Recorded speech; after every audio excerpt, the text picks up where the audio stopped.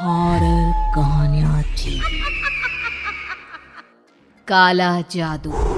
अपने बेटे रिशु के माथे से टपकते हुए पसीने को देखकर सविता की हालत खराब हो गई। ऐसा आज पहली बार नहीं हुआ जब रिशु नींद से घबराकर जागा है।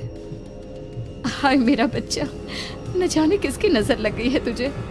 जब से मेरे बच्चे ने 10वीं के एग्जाम में स्कूल टॉप किया है तब से रोज बुरे बुरे सपने आने लगे हैं। हाँ माँ, मैंने आज फिर से एक काले साए को देखा। वो यहीं मेरी आंखों के सामने खड़ा था। माँ मुझे बचा लो माँ। वो मुझसे कह रहा था कि मुझसे बदला लेगा। माँ कहीं ये प्रशांत। चुप कर, कैसी बात कर रहा है? दोबारा उसका नाम मत लेना। तुझे पता है ना, उस प्रशांत ने आत्महत्या कर ली, तो बार बार उसका नाम मत लिया कर। मम्मी, क्या सच में प्रशांत ने आत्महत्या की थी? चुप कर, बहुत सवाल पूछता है आजकल। और फिर रात के वक्त सविता के पूरे घर में एक अजीब सा काला धुआं छाने लगा। गहरी नींद में सोई सविता की जैसे ही आंख खुली उसका दम घुटने लगा। वो दौड़कर रिशु के रूम की तरफ गई जहां उसके दरवाजे पर घूमती एक काली परछाई देख वो बुरी तरह से घबरा गई। कौन है वहाँ?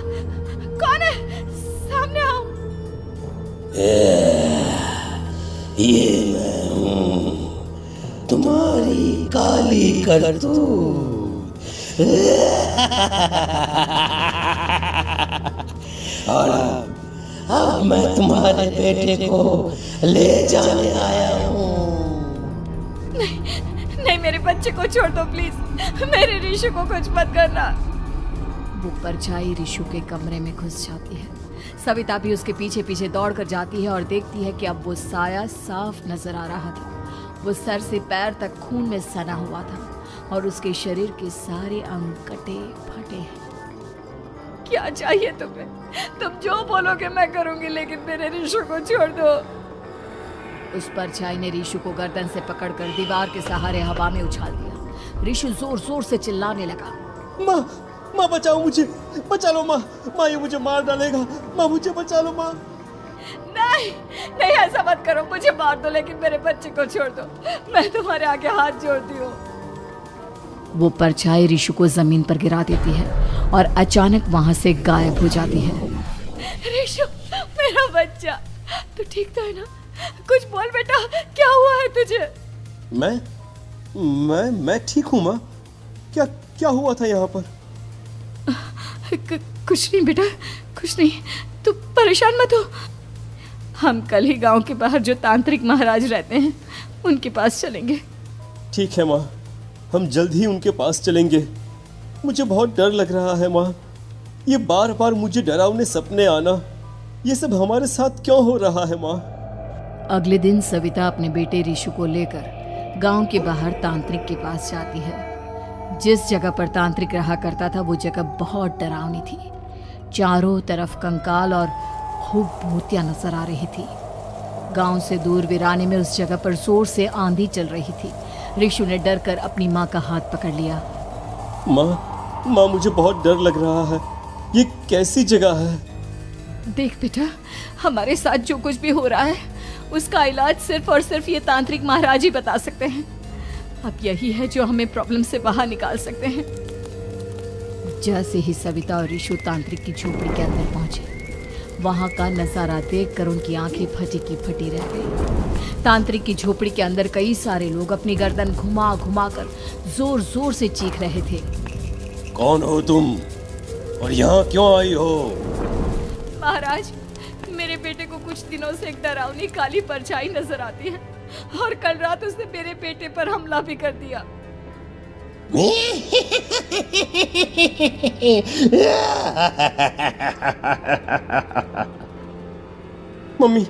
मम्मी हमें यहाँ से चलना चाहिए।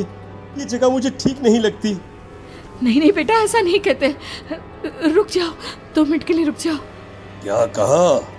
काली परछाई? तुम्हारे बेटे पर किसी काली परछाई ने हमला किया? हाँ महाराज, वो कह रही थी कि वो मेरे बेटे को कुछ कर देगी। कोई उपाय बताइए महाराज, मेरे बेटे के साथ कुछ गलत नहीं होना चाहिए। तुमने किसी दूसरे के साथ गलत किया है तो तुम्हारे साथ भी गलत होकर ही रहेगा। तुमने किसी की जान ली है, किसी को मार डाला है तुमने। नहीं महाराज, मैंने ऐसा कुछ नहीं किया, मैंने किसी की जान नहीं ली। मुझे कोई उपाय बताइए।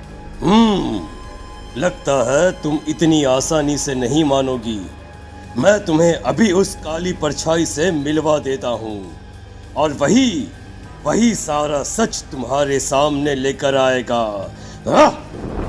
सविता और ऋषु ने डर के मारे अपनी आंखें बंद कर ली। तभी अचानक तांत्रिक की झोपड़ी में अजीबोगरीब आवाजें गूंजने लगी। सविता और ऋषु बुरी तरह से कांप रहे थे। आंखें खोलो और अपने सामने देखो।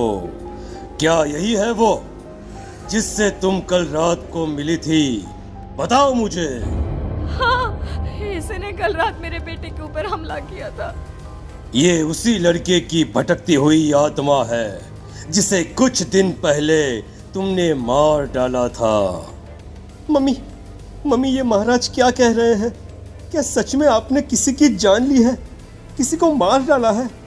अगर हाँ तो बताइए ना मम्मी, किसको मारा है आपने, किसको?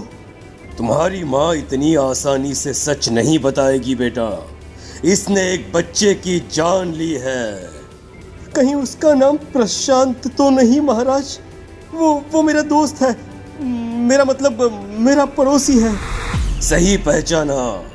देखा सविता, तुम्हारा खुद का बेटा भी जानता है कि तुमने किसी के प्राणों की बलि चढ़ा दी और इसीलिए अब उसकी बुरी आत्मा तुम्हारे घर में भटकती है। मुझे माफ कर दीजिए महाराज, मुझसे बहुत बड़ी गलती हो गई। प्रशांत हमारे पड़ोसी का बेटा था। हर बार उसके नंबर मेरे बेटे से ज्यादा आते थे और इसलिए मैंने उसके कमरे के बाहर काला जादू किया था, पर मुझे नहीं पता था कि वो मर जाएगा।